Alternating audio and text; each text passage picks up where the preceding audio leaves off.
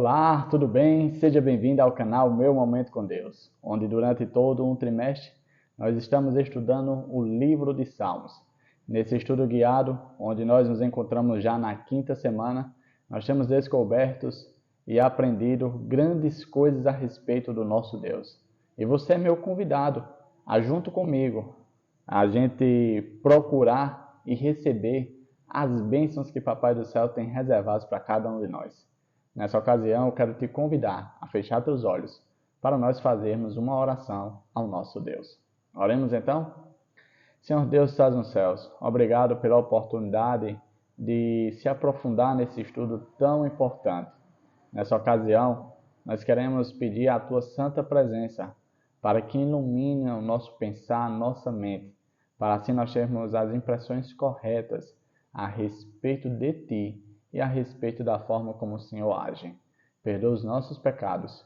Fica conosco, em nome de Jesus Cristo. Amém.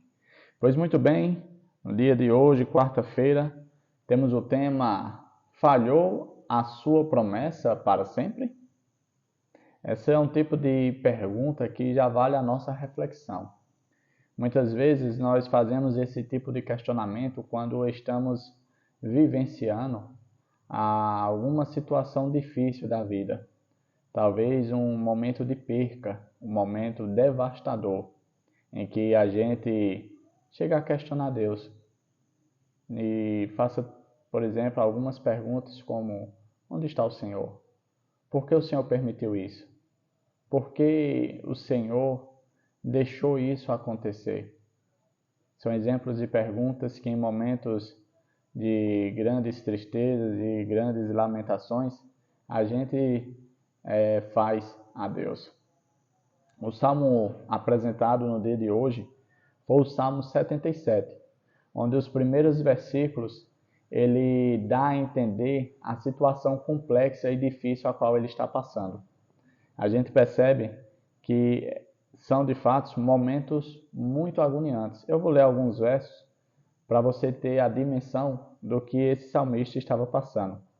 Do versículo 1 ao 6, narra essa situação. Ele diz assim, eleva a Deus a minha voz e clamo.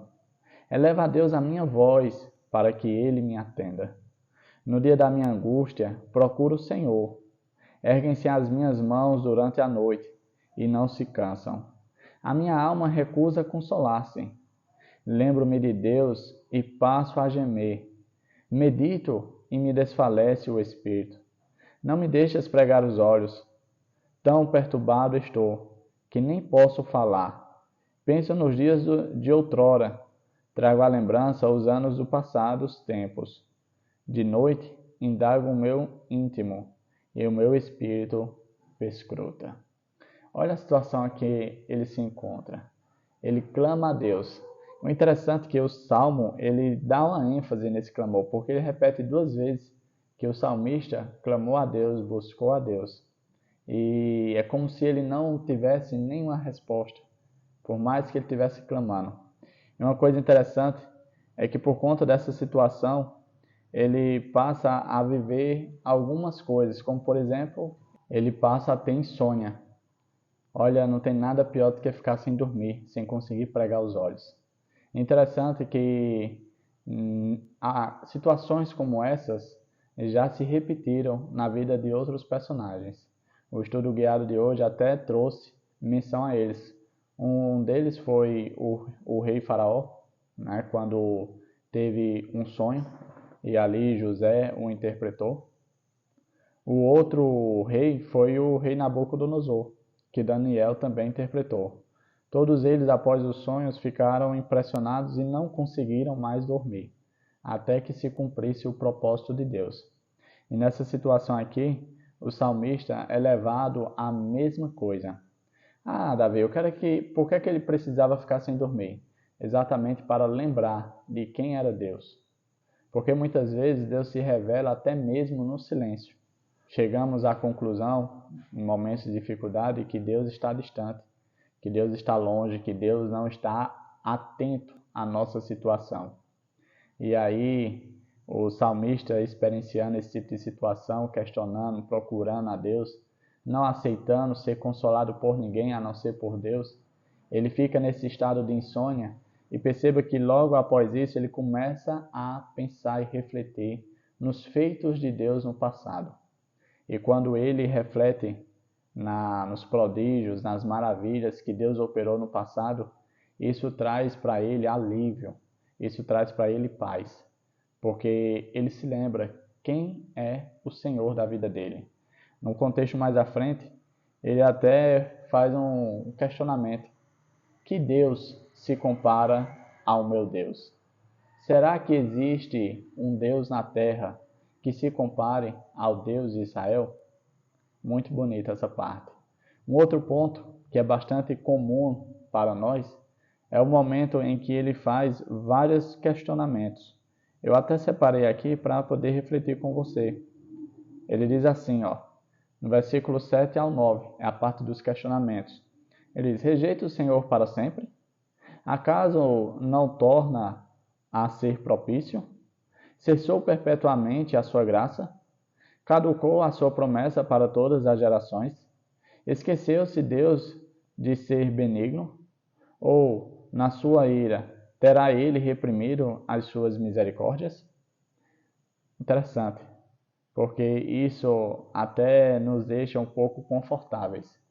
Porque com certeza, em momentos de aflição, a gente faz questionamento a Deus e depois fica se pensando: meu Deus, por que é que eu fiz isso? Por que é que eu questionei a Deus? Será que eu pequei em questionar a Deus? Será que eu pequei em falar essas palavras? E a gente vê aqui o salmista, no auge da sua angústia, no auge do seu lamento, questionando a Deus.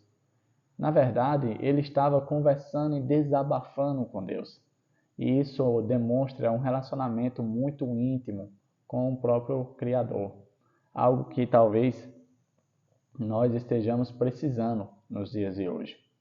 Outro ponto interessante é que após ele meditar nas coisas realizadas e feitas por Deus no passado, ele chega à conclusão do seguinte fato: Deus, ao mesmo tempo que ele é presente, ele também é oculto.